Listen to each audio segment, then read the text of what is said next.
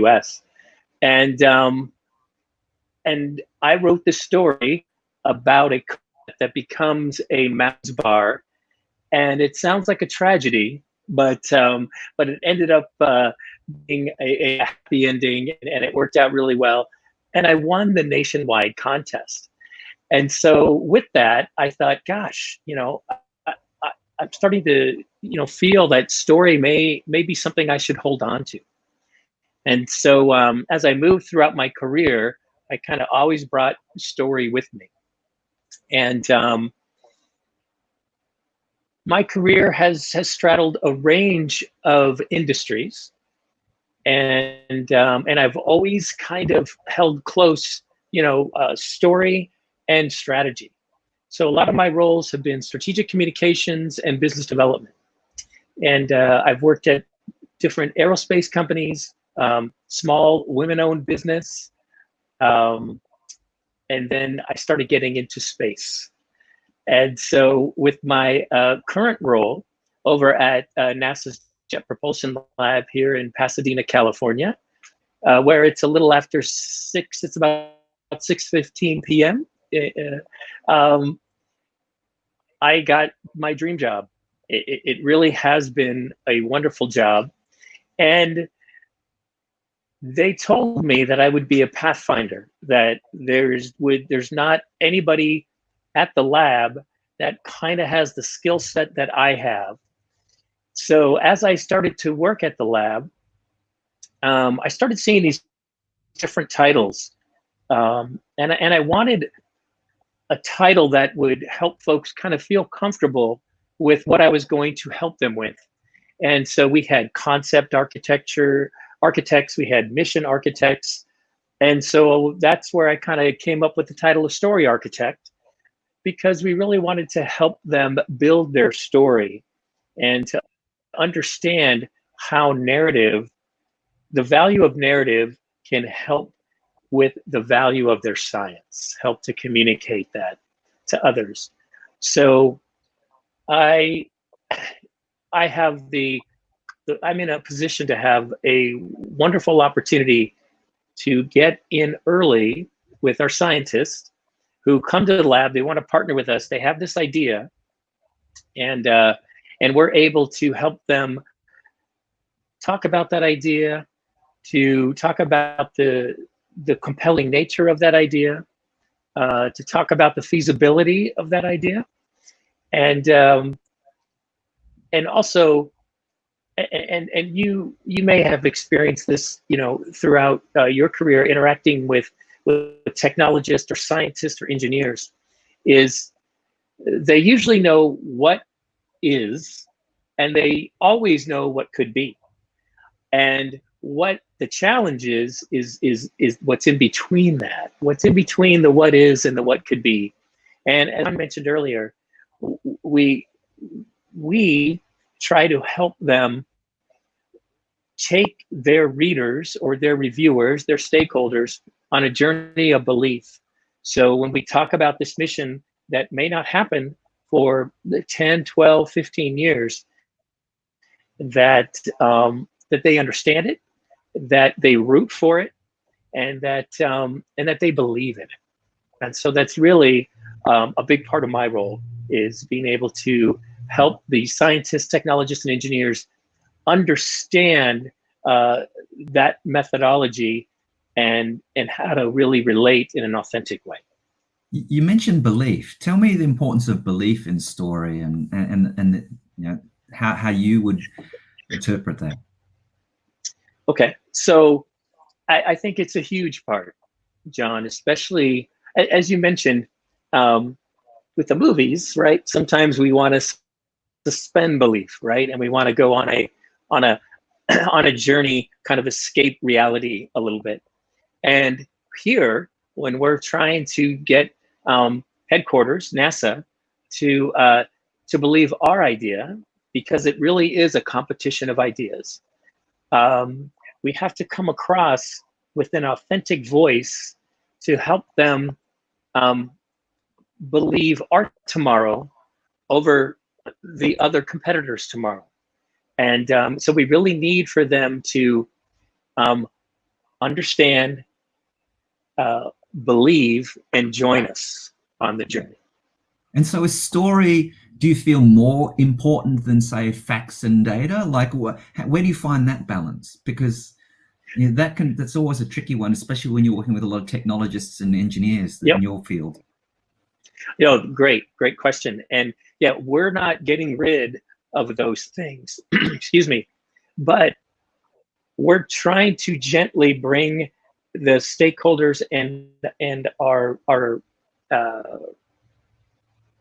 audience to that place. So if we start off with data and numbers and, let's say, real deep science, we're going to lose them. But if we can set some context, and if we can start, with a metaphor, or basically start with the familiar and then take them slowly and gently to a little more complex, then we've learned that really helps the reviewers believe, and again, really, we really want them to root for us. We really want to say, gosh, I want to go with those guys to the asteroid belt. This sounds like a fantastic idea. Yeah, it reminds me, I was speaking to an Indigenous person here, and they live in Central Australia. And I won't give the long story, but in effect, they were able to have stories last over 11,000 years. Wow. Through their verbal tradition, because of the power of the story to connect and engage. And for them, in that respect, it was a survival mechanism. If you didn't listen to the story, you probably wouldn't survive. Right. So there was some practical elements to it, but the fact that it kept its fidelity and clarity for that amount of time is extraordinary. The details back then could literally be proved by a scientist from something in the Ice Age because of the fidelity of that story. That's extraordinary to me. And I think that's why story is so powerful. No, I love that. I love that, John. And in maybe a shorter time frame, that's really what I think is important, especially with a new idea, right? We really need to be consistent and coherent and clear with that new idea, so people can get on board, people can understand you, and it's okay to be passionate about it as well. It's okay to be human about your story, because we are hardwired as humans for story. And John, that may be a big reason why those 11,000 years or so that story stuck, because as humans, it's been proven through science that we are hardwired for story. Absolutely. Our long-term memory and our emotional sensibilities are literally in the same part of the brain. And so when we're talking to one, we're literally talking to the other. And that's one of the wonderful things about story. And I think one of the reasons why facts don't always stick, like we all know we should eat well, do lots of exercise, almost no one does it. And so knowing and doing different things, but story can really bring people together. And do you think it's that humanity in the story that is part of that as well? What's been your experience there? Well, I think it's a couple things. The humanity piece, definitely. But I think another big player is curiosity. I think these scientists, engineers, technologists, wouldn't be where they're at today if they weren't curious, right? So, we have folks in the entertainment industry, leaders in the entertainment industry, like Brian Grazer from Imagine, with Ron Howard. He says he wouldn't be where he is without curiosity, and curiosity can give us kind of this. He says can kind of give us this quiet kind of power, right? Because we just keep looking at things. We look at them differently, and we try to understand again what is and then what could be. And so I think if we can express that curiosity in a way that taps into the humanity side, John, and then I think that's where we get a lot of that emotional investment. And that's one of the things that we try to share with our scientists and engineers and technologists, which is if you can get your audience emotionally invested in your story and what you're trying to do, then, you know, not that anything's guaranteed, but you're well on your way to really communicating your idea. Yeah. Can you give us an example in the lab where that really showed? Sure. So one of my first efforts that I worked on was a mission called Amaya. And this was going to be a spacecraft that was going to, it was an Earth mission. So it was going to be a spacecraft that was going to look at the Earth with a polarimeter and look at pollution, right? So you may be familiar with PM 2.5. So it's one of these tiny, tiny pollutants out there, but it can really affect children, pregnant women, and the elderly. And so this concept had been proposed twice before, and it just didn't quite get over the goal line. And so my first assignment at the lab, and so I started reading the old proposals and looking at the story. And the story was very technical, and it was very much about numbers and statistics, which were powerful. It showed that this would really fill a lot of knowledge gaps for the community in this area of PM 2.5. But there was really no overarching narrative that tied it to the human point of view, and also to what NASA likes to look at as the applicability, right? So I was able to work with the principal investigator, the PI, and craft a story where we went in and we didn't ignore those statistics and we got to them. But in the beginning, we talked about this human connection and about how all the other current ways just aren't going to work. And we need to do this, and we need to do it now. Mm-hmm. And we finally got selected. So I think that's one example of how you don't want to ignore that data, but you do want to set some context, the why, and then why do we need to do it now? Sure. Nice. Very nice. In my world, I'm sure you see the same. There's the story part and there's the telling part. The story is the mechanic and the telling is the art, I feel, you know. What's your thoughts on that? And maybe we can unpack both of those as well, but what's your thinking around that?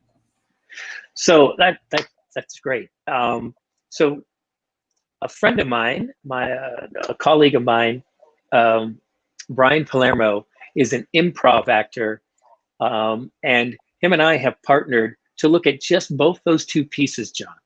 And we presented at it's called the AAAS conference in DC about a year ago, and we did exactly that. And so they are two separate things, just as you described. There's the art of crafting a story, and then there's the art of being able to tell that story. And what both of those require what a lot of scientists and technologists and engineers refer to as soft skills. And our basic message is those soft skills have graduated right into critical skills. And so what Brian has helped me and others understand is, you know, things like your posture, things like your voice. And so we do a lot of improv exercises to get folks to show up with not just this, but, you know, their whole body, right? To come in as a human and talk to other humans about, again, your idea. And so I really like the way you broke those apart, because I totally agree.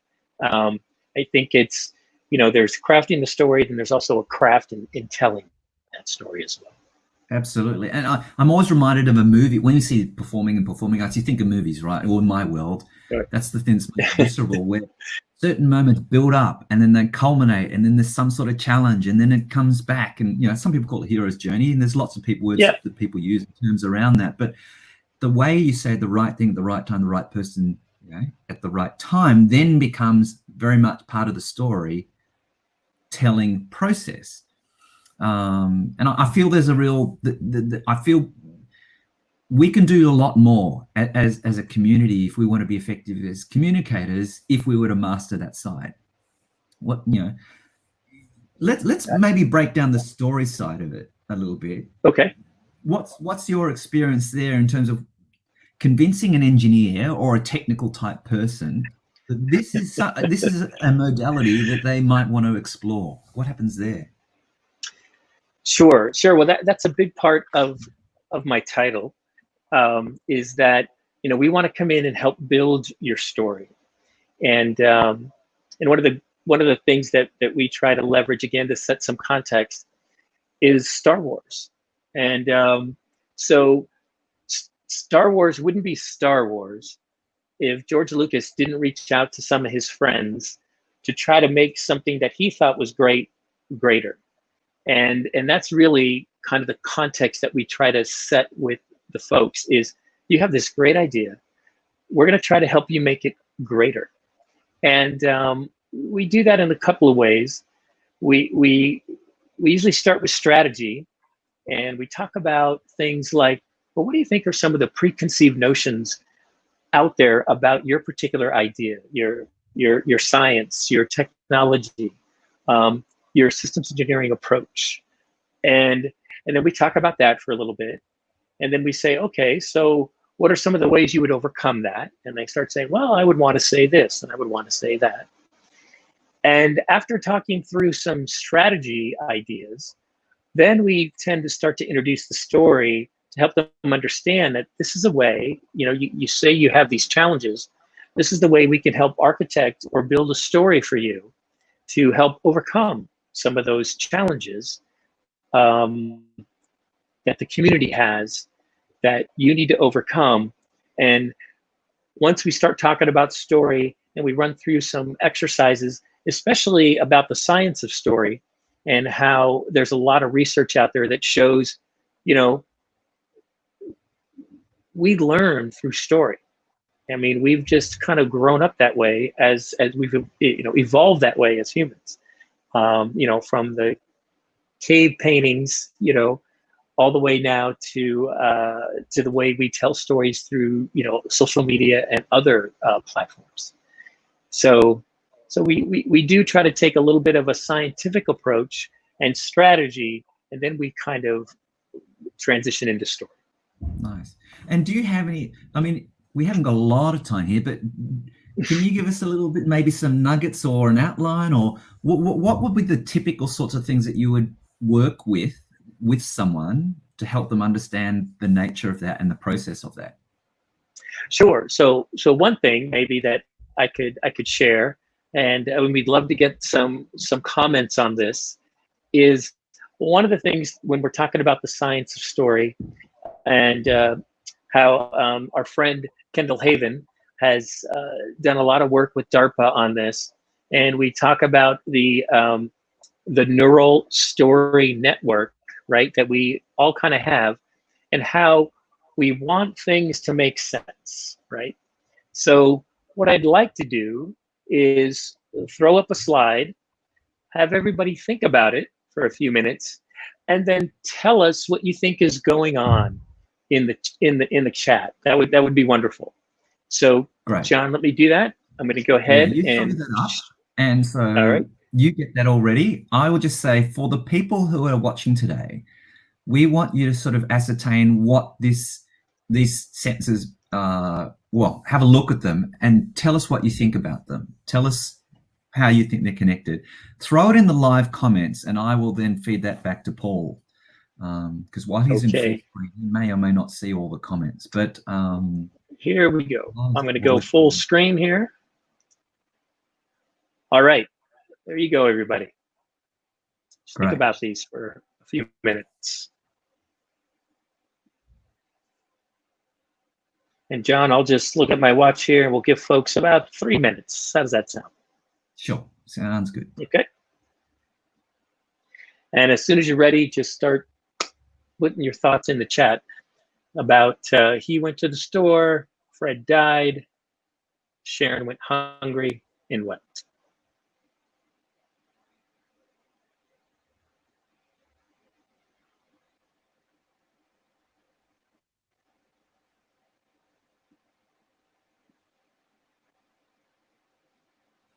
I'm a very analytical person, so I've got a very functional response to this, but I'm sure some people, I bet you get all sorts of feedback in these in terms of creativity and perspective on what's actually going on here. We do when we do this in person.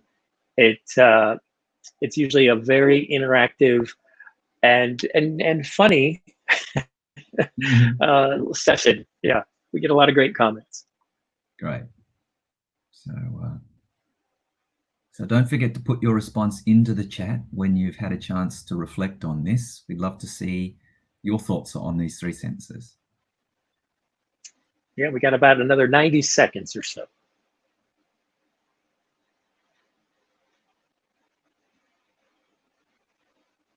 So while we're waiting for them, Paul, let's come back to the curiosity and the science part of it, because they're quite, I mean, science is quite functional or linear, if you want to call it that, and curiosity is inherently quite open. How do you see the nature of those in terms of the way they interact or work together? Yeah, so John, it's interesting because when we work with scientists and technologists and engineers to a certain extent, they are really focused on their subject matter, right? They are a subject matter in that niche of their domain, but their curiosity is bigger than that domain, right? That's the human aspect. And so when we start to ask them, what was your journey like between the what is and the what could be, what was that light bulb moment? We start to hear that human story that all of us can relate to, right? We start to hear that story of possible struggle, I was really just frustrated with the what is, and why couldn't we do this? Why couldn't we go in this direction? And then they talk about how they maybe attempted to do that and got 2 steps forward and 1 step back. And it's really great when you're in person to see that humanness come to life, and how the curiosity drove them to the what could be. And that's when I'm kind of furiously taking notes and capturing a lot of that story, because it is that humanness that we can all relate to. And it becomes very natural at that point too, I'm imagining. Yeah, it sure does. All right, why don't I stop sharing, John? Okay. And we can see, maybe you can share some of the things that we have in the chat there. So for those who haven't yet, please put something in the live comment. Well, oh gosh, it doesn't give you an update. It just kind of, all right. So, okay. So we got here, it was a time of the pandemic. Fred went to the store to get essential supplies. He caught COVID-19 and died. His disabled daughter's waiting at home, but he never came back. No one knew, so she starved to death alone. Ooh, it says true story. That sounds pretty. Oh my gosh, hardcore. Then we got Fred and Sharon are a street doggy couple. Fred got hit by a vehicle. Sharon was waiting at their shelter. Fred couldn't bring food on. So, wow, that first one actually kind of very brief. Well, that brought it to today. That's great.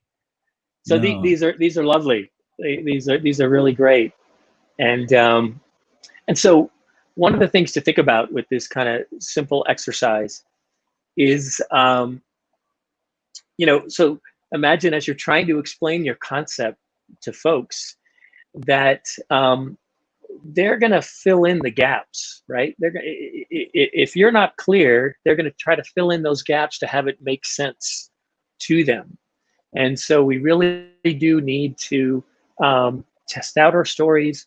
We really need to kind of make sure our stories are as complete and consistent and coherent as possible, because we are hardwired to try to make things make sense. And if you're not telling a story then completely, then somebody will, right? And it probably won't be the story you want them to tell. Right. Jessica B also said it was a Romeo and Juliet-esque inspired talk. She said Fred ate spoiled food, Sharon was hungry and wept. That's a tragic version of the story elements. Yes. It's funny what we project and imagine around, sparse information, but that's very much how the brain works. Yes. What's your understanding around that? Well, so, it's almost like now, right, with the pandemic, if, scientists we're trying to get stories out there, right? They're trying to get the data out there. And in a way, I think we're focusing a little too much on that. Like, at least in the US, every news broadcast has the rolling numbers right on the side, and different regions of the US where things are happening. And it's just numbers. And I think to get more of the stories out there of, how the world is coming together, how we're dealing with this pandemic as humans, I think goes a longer way than just focusing on the data and the protocol. Those are all important, but I think to really get folks to take action is, again, to engage them in a story that they can relate to, and that then they are emotionally invested in, and then they're maybe drawn or motivated to take some action. When you said numbers, the immediate thing that came to my head was a spreadsheet, and then which is not terribly meaningful. And then the next thing that came to my mind is the graph that came from those numbers. And it just occurred to me that maybe one of the critical factors for story is how we make meaning from potentially what could be seen as disassociated pieces of information. I don't know. I'm just imagining this now, but what's your thoughts on that? No, John, that's very interesting. And the other thing that I think is a big job of story that story can help accomplish is connecting those dots, right? So as you just said, even with our missions, a lot of the raw data comes in, and then it gets synthesized and analyzed. But the biggest step to making it applicable is when we visualize it, right? So when we get creative about how we want to visualize all those numbers, and then put them on a platform that the audience can understand, right? So data-driven stories are fantastic. And, I love what Brené Brown says, that stories are simply data with soul, right? And it's just making that data relatable, actionable, and understandable. Yeah, nice. What we might do is, I'm just going to get you all in the audience out there to have a think about, if you have any questions for Paul around the Jet Propulsion Lab or NASA or storytelling or his experience, put them into the chat. And while we're doing, Paul and I will continue our conversation, but I'll then sort of introduce them to Paul. So Paul can respond. I think when we first met, a micro story, I think the first line I said to you was, I think you have the best job in the world. You did And, say that. Yep. Yeah. And Jessica, actually, I just noticed as I was scrolling up, pretty much said the same thing. So I think we're blessed in some respects to have that, that we have those opportunities. Totally. I mean, this whole experience, my 6 years at the lab so far, have just been amazing. I've worked with some amazing people. We've been able to think through some amazing ideas and concepts. And maybe most of probably in the next 30 days or so, we'll be launching our next rover to Mars 2020. And that's just an incredible mission. And it's going to lay the groundwork for some sample returns, right? So our rover will go and collect samples, leave them on the planet, and then I believe it's a European lander's going to come pick up some of those samples and then shoot them back here to Earth. But one of the cool things that we have on that is a helicopter. So kind of attached to the belly of the rover is our little quadcopter. It's based on a CubeSat, which is a 10 centimeter by 10 centimeter cube. And this will be the first time we've flown something on another planet. And so when the rover lands with the sky crane, just like we did previously in 2012, it's going to then drop the helicopter, kind of drive away. Helicopter will open up, get some power through its solar panels, and then start exploring almost like a little Sherpa for the rover. So that should be really, really cool. Wow. That's a drone gets its own drone. Yeah, that's right. That's very true. You can cover a lot more ground with doing something like that too. You kind of be a little home base and then kind of jump off and kind of explore like terrain you can't get up maybe, or deep areas or high areas. Like you can cover a lot of different things. Yeah, it's exactly what it is. It's another set of eyes to be out there surveying, targets of interest for the rover to then go and either drill or dig. And so it's going to be cool. And I would just love to be the person who's jockeying that little helicopter around the red planet. That would just be amazing. Yeah, amazing. So if you've got any questions for Paul, please put them in the chat, and I'll pass them on. In the meantime, we'll keep going, I guess.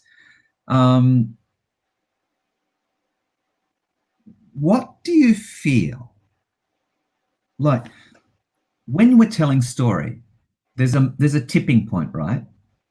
Sure. Where people kind of don't get it, and then they get it. Do you think that's binary? Do you think that's progressive? Like, and then how do you know that you've made that connection? Great question, John. So we leverage that human connection to story. And so for us, a lot of times we want to discover what was that light bulb moment for that scientist or that technologist. And we go back to very, very simple storytelling methods, right? So because we're here in Southern California and we're near the entertainment industry, we partner with the entertainment industry quite a bit. And so we've been able to partner with Disney and Pixar. And so we've been able to kind of pick their brains about, how do they go about getting to that core story, right? Getting to what they pitch to the producers there in order to get the green light to do the next great, Pixar movie. And one of the things we've adapted is their 6-sentence template. And so we have, every day, once upon a time, every day, one day, because of that, until finally. And that one day, John, is that light bulb moment. That's that pivot point, right?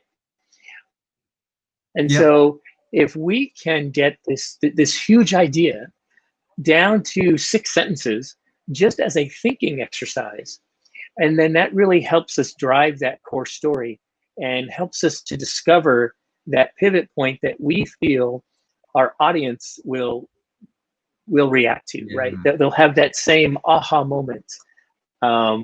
So that's one of the methods that we use, and it works well.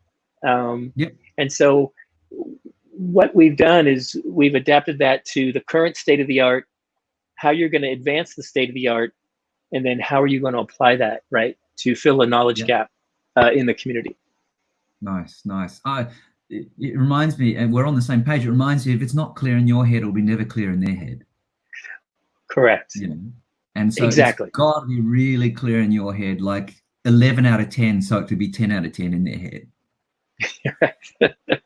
And what's interesting is changing that the way these scientists and technologists have kind of grown up with this, inform and defend, and this peer-to-peer kind of I wouldn't say grudge match, but it's just kind of this peer-to-peer environment, and how we have to say, hey, we need to make your ideas more accessible to those outside of your subject matter expertise. It's great, we love what you're doing, but we need to make it more accessible to kind of get over those walls, right, to the general audience.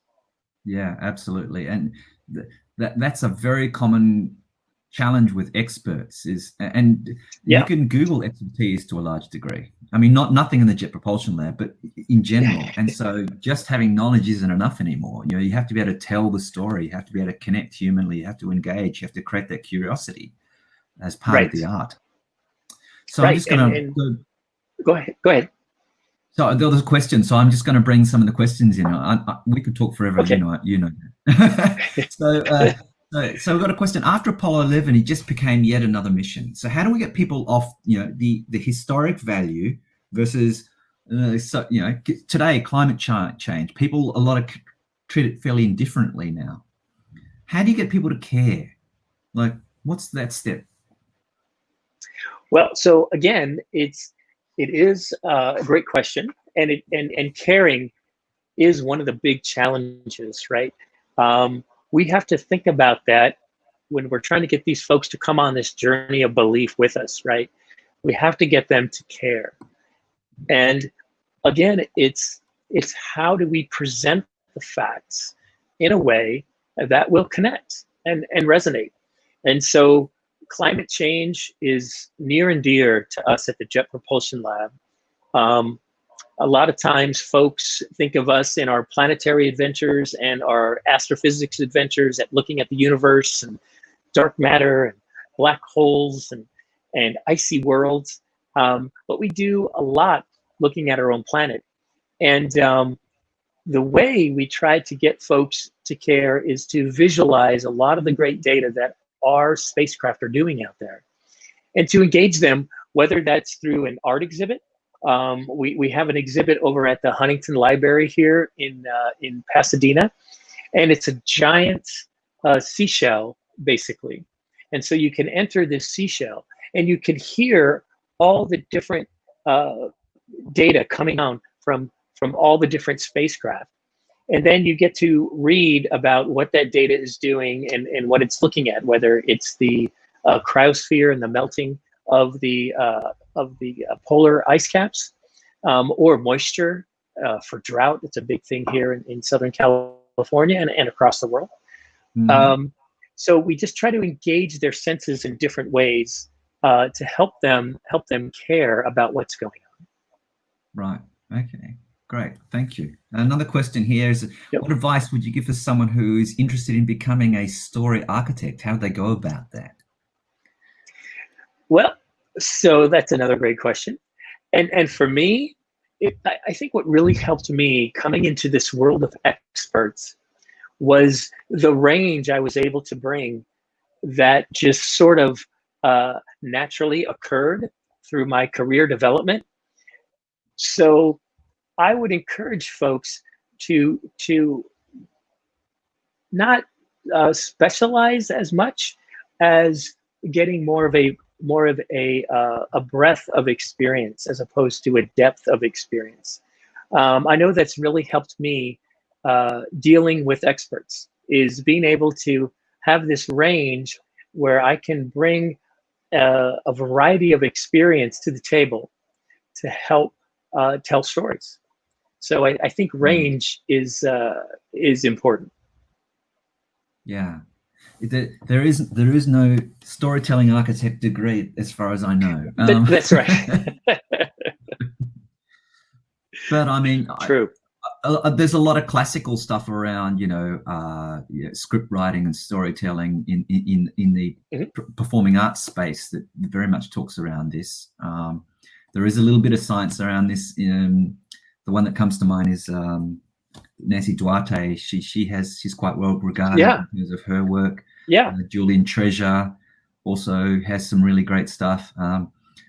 These are the people that I've seen on TED, so I'm sure there's many others. Yeah, but, there are many others, and so that's a great point, John. Is there are a lot of reading to do around storytelling. The National Academy of Science here in the U.S., which is based in Washington, D.C., did a 3-year study about science communication, and they have a free PDF that folks can download. That talks about what that 3-year study, the findings and the results. There's a relatively new book. I can grab it here and show it to you guys. By a gentleman named Michael Margolis, and it's called Story 10X. And I love his tagline here: turn the impossible into the inevitable. And Michael is someone who's worked with Hulu, with Facebook, with us at NASA. It's a wonderful book, and he really puts it into a good perspective about how narrative can help you do that, turn the impossible into the inevitable. Yeah. So Chialan Chios asked, how do you go about creating curiosity and capturing attention? There's a lot of competition online, in brackets. Yes. We've only got 5 minutes left. So today it is. You are correct. It is a challenge, and so we're actually, NASA just in the last few years has really kind of got up to speed with how to handle a lot of the social media outlets and how to get our stories out there.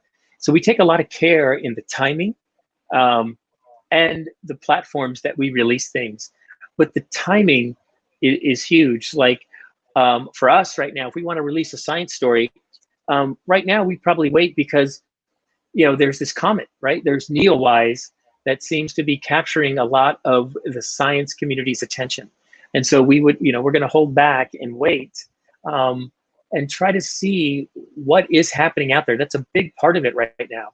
Is what are the stories being told out there? How does ours fit into all the things that are happening at this particular time? So I think timing right now is a big challenge for us, and we're very, very sensitive to. Yeah. And if I can weigh in on that too, in my experience, there's 2 parts. There's the position you're at and the direction you want to take them. If they're already where you want them to be, then there's no need for a story. So in Australia, just for people who don't know, who are not from Australia, all our post boxes are red. And I could say post boxes are red, and it's a fact.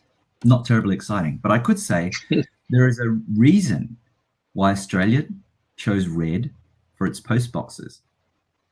And so while the fact is the same, the curiosity and intrigue drawn from that statement brings people in. And I think the psychology of how we tell our stories can be just as important as the mechanics we use to tell that same story.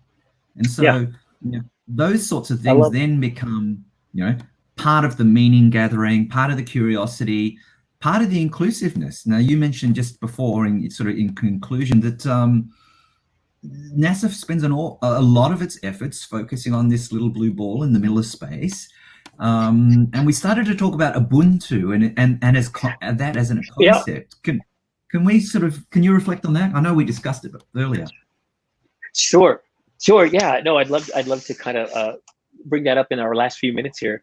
So Ubuntu is from South Africa, And it's this philosophy that's been around for centuries that can we, that, okay, so the question is, can we be our true selves without others?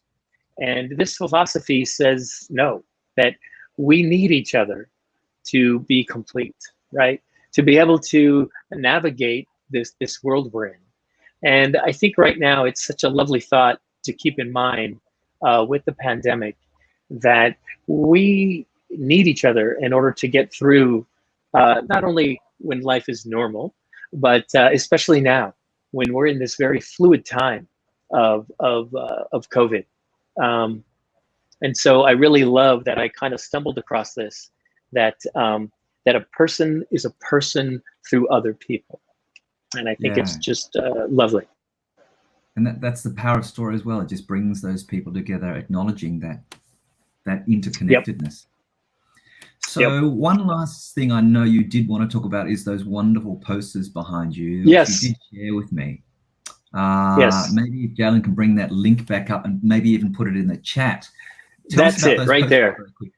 We've got 1 minute left. So, okay, so this was to support, we were just starting up our exoplanet office, and we wanted a way to just kind of socialize it, right? And get folks excited about all these exoplanets that we had been discovering and that we were going to continue to discover. And so our creative folks got together. We have a part of the lab called the studio. I work in the Innovation Foundry. And so we kind of put our heads together and thought, what about travel posters, right? Wouldn't this be wonderful to share a little tidbit about what's unique about this exoplanet? And an exoplanet is a planet that orbits a star similar to the way our solar system orbits the sun. And so they're like cousins in a way. And so we wanted to give just a kind of an engaging way to connect folks to the idea of exoplanets. So feel free to download these. They're wonderful. I think there's about a dozen of them now. Thank you. Thank you for allowing us to continue to share the JPL story, the NASA story with us. I really appreciate your time. Unfortunately, our time is up. So for all those who joined us today, thank you for getting up early, staying up late.